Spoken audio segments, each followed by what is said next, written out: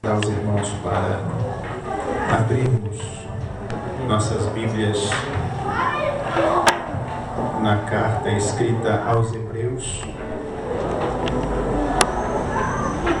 Quero convidar os irmãos para abrirem comigo no capítulo de número 11.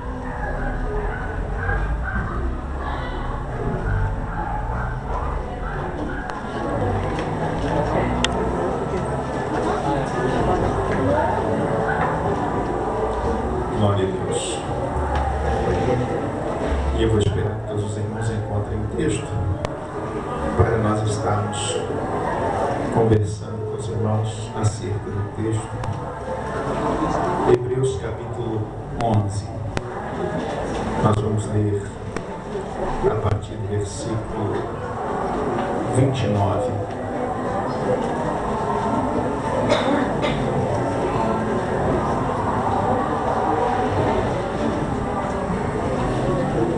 Todo mundo achou, irmãos? Amém? Podemos ler? Então vamos ler a palavra do Senhor. Hebreus capítulo 11, a partir do versículo 29, está escrito assim: Pela fé passaram o mar vermelho como por terra seca, o que intentando os egípcios se afogaram. Pela fé caíram os muros de Jericó, sendo rodeados durante 7 dias.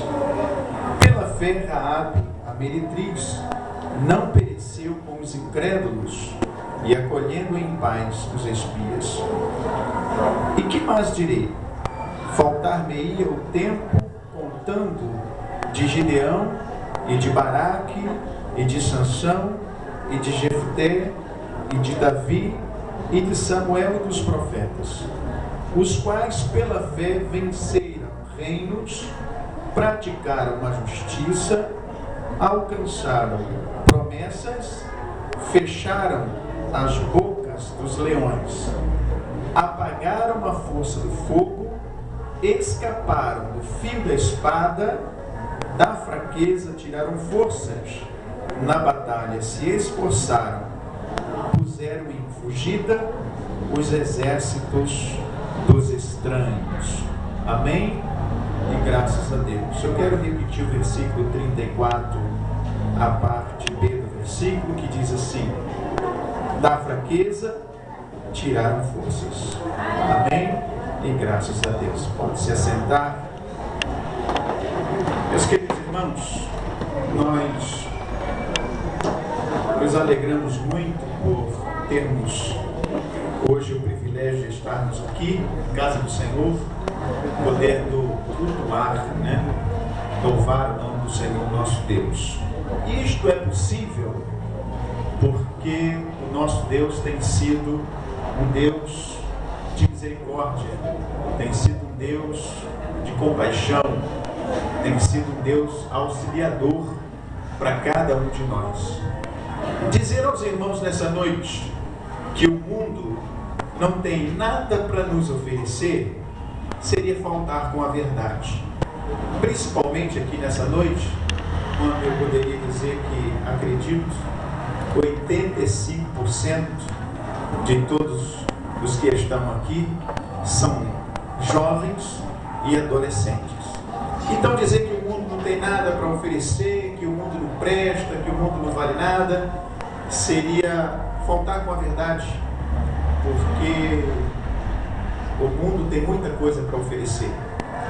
Nós estamos aqui nessa noite por uma questão de escolha, porque a palavra de Deus está se cumprindo na nossa vida. Quando Jesus disse que não fomos nós que o escolhemos, mas Ele quem nos escolheu para ser povo seu e ovelha de seu pastoreio. Então cada um de nós que estamos aqui hoje temos um privilégio. É o privilégio de termos sido convidados por Jesus, chamados por Jesus, para fazermos parte do seu povo. Neste caso, irmãos, independente do que tenha lá fora do mundo para oferecer para os nossos filhos e para todos nós que estamos aqui, a nossa resposta seria não. Mas não é porque somos bons demais, é porque fomos chamados. para estarmos aqui nessa noite. Diga para o irmão que está do seu lado: Jesus te chamou para ser povo dele. Diga para ele: Jesus te chamou para ser ovelha dele. E aí tem uma coisa interessante, irmãos, que a palavra do Senhor diz que as ovelhas conhecem a voz do seu Senhor. O mundo está lá fora apelativo, Satanás com as suas artimanhas, oferecendo as vantagens do mundo para tentar persuadir-nos a estarmos lá fora. Mas nós falamos não, porque lá fora não está a voz do nosso Senhor, lá fora não está a voz do nosso pastor, e nós conhecemos a voz do nosso mestre, e o nosso mestre está aqui nessa noite, e porque ele está aqui, nós estamos aqui também, porque se ele não estivesse aqui, irmãos, para que nós estaríamos aqui nessa noite? Aonde Jesus está é o melhor lugar para qualquer pessoa ficar. Se Jesus estivesse lá fora, nós estaríamos aqui perdendo nosso tempo nessa noite. Se Jesus não estivesse aqui, aqui poderia ter a melhor música do nosso bairro, poderíamos ter aqui hoje o melhor conjunto da nossa cidade, a melhor orquestra do nosso município, poderíamos ter aqui hoje um pregador internacionalmente conhecido, com um linguajar muito refinado e uma porção de doutorado nas costas, para falar muito bonito para nós, mas ia faltar o mais importante, que era a voz do nosso pastor. Mas hoje a voz do nosso mestre está aqui. Então estar aqui nessa noite é um privilégio. É um privilégio. É por isso que eu costumo dizer, irmãos, que ser crente não é lixo, é luxo. Fazer parte da família de Jesus não é lixo, é luxo. Você tem que levantar a cabeça, olhar as coisas por cima e falar assim: olha, eu sei em quem eu tenho crido, sei de onde vim, sei para onde vou, e não vou abandonar o meu mestre de maneira nenhuma. Aonde ele tirar os pés dele, eu coloco o meu, porque eu reconheço a voz do meu mestre. Aleluia! E nós vivemos tempos difíceis. Dizer para os irmãos nessa noite que nós somos bons o suficiente para estarmos aqui sem pagar preço nenhum seria faltar com a verdade. Porque muitos de nós que estamos aqui temos que pagar um preço para estarmos aqui nessa noite. Temos que pagar um preço. E é disso que eu quero falar com os irmãos nesta noite. Porque o texto da palavra de Deus que nós lemos, que nos fala acerca de alguns heróis da fé, nos conta a façanha de alguns personagens da Bíblia, ressaltando uma qualidade que todos nós precisamos ter e que eles tiveram e foram colocados à prova por esta qualidade chamada fé. Queridos irmãos, é interessante este texto que nós lemos, porque diz que por fé algumas pessoas não só alcançaram promessas, mas também foram capazes de resistir pressões até a morte. Não abandonaram o Senhor, não voltaram atrás, não tiveram medo de morrer, não tiveram medo de ameaças, não ficaram preocupados de não alcançar a promessa. Diz o texto que pela fé eles foram até o fim da carreira. Pela fé eles não olharam para a direita nem para a esquerda, permaneceram firmes olhando para o autor e consumador da fé. E a mesma fé que eles tinham, a mesma fé que eles possuíam, é a mesma fé que nós temos aqui nesta noite, porque o objeto de fé que eles tinham é o mesmo objeto de fé que nós temos. Eles tinham fé na pessoa de Jesus, e nós aqui nesta noite estamos com a nossa fé alicerçada também na maravilhosa pessoa de Jesus. Então nós não somos diferentes deles, não somos desiguais, temos o mesmo Senhor e padecemos das mesmas perseguições e dos mesmos sofrimentos. Tem uma coisa interessante nesse texto, que o escritor aos Hebreus fez questão de ressaltar na vida daqueles personagens, foi dizer esta frase que nós repetimos: da fraqueza eles tiraram força. E isto parece-nos não paradoxo, mas parece uma coisa ilógica. pode tirar força da fraqueza? Como é que alguém pode tirar de alguma coisa mais debilitada, insignificante, uma coisa para o fortalecer? Como alguém, no momento de um desvaneio, ou no momento de uma fraqueza extrema, pode encontrar a força ao ponto de se reviver, ou de se reaver as suas energias, tirando força de uma fraqueza? Ninguém vai tirar força da fraqueza. Se eu tiver que confiar em alguém, eu preciso confiar em alguém que seja mais forte do que eu. Se eu colocar a minha confiança em alguém, tem que ser em uma pessoa que seja mais poderoso do que eu.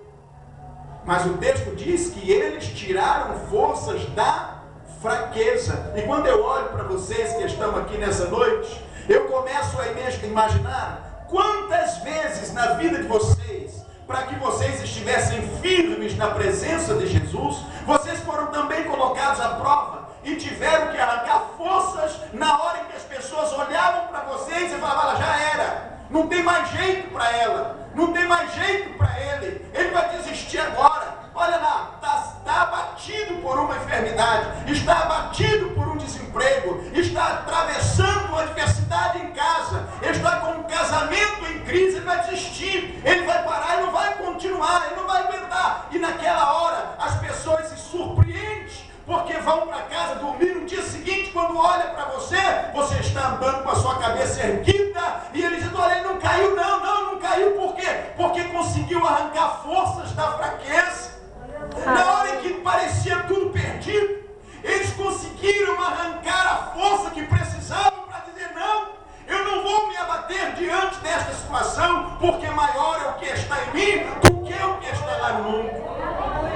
Quando você depara, por exemplo, com uma história muito conhecida de vocês, que foi a luta de Davi com Golias, você vai encontrar de um lado um camarada experiente na arte da guerra, usando as armas mais modernas que se tinha na época, preparado para uma batalha, conhecendo tudo de defesa militar, de ataque, de defesa pessoal, um camarada experiente ao ponto de alguém chegar para Davi, que representava a fraqueza, e falar para ele assim: você não pode com ele não, Davi, porque ele é um homem experimentado, ou seja, ele é fortaleza, ele é forte, ele é poderoso, ele tem armas, ele tem músculo, ele tem experiência de matar pessoas, e você não, você é tenro na idade, é de gentil aparência, você não pode com ele, porque o que você tem do seu lado? Uma funda para lançar uma pedra. Como é que você vai lutar com aquele gigante experiente? E lá do outro lado estava Davi, que representava a fraqueza.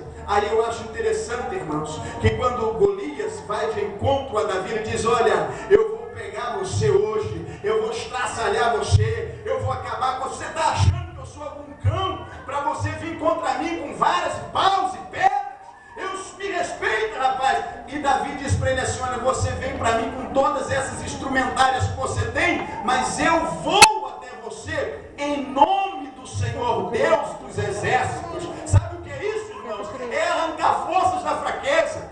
Davi sabia que não tinha a experiência militar que precisava, mas ele sabia de onde arrancar a sua fortaleza. Ele não tinha as armas que o seu inimigo possuía, mas ele sabia de onde arrancar a força que ele precisava. Ele não tinha a experiência militar que seu inimigo tinha, mas ele conseguia conhecer, tinha experiência com o Senhor dos exércitos, aquele que não perde nenhuma batalha, aquele que jamais perdeu uma guerra. Então ele diz: pode vir contra mim com a sua arma, porque a minha arma é o nome do Senhor Deus dos exércitos. Sabe o que é isso, irmãos? É aprender a arrancar forças da fraqueza. E você poderia me perguntar nessa noite: pastor, o que significa isso? Como é que pode isso? Alguém tirar força da fraqueza? Eu diria a você o seguinte: ninguém que seja autoconfiante vai conseguir arrancar forças da fraqueza. Sabe por quê, irmãos? Porque ninguém defende o poderoso, ninguém defende o autoconfiante, mas todos estão dispostos a defender aquele que se coloca numa posição de inferioridade. Sabe o que significa isso? Significa que arrancar forças da fraqueza é colocar a vida em uma total dependência de Deus. Quando você pega a sua vida e você coloca a sua vida totalmente realmente na dependência de Deus, quando o seu inimigo olha para você e diz que não tem mais jeito, que vai destruir a sua vida, que para você não tem mais escape, aí é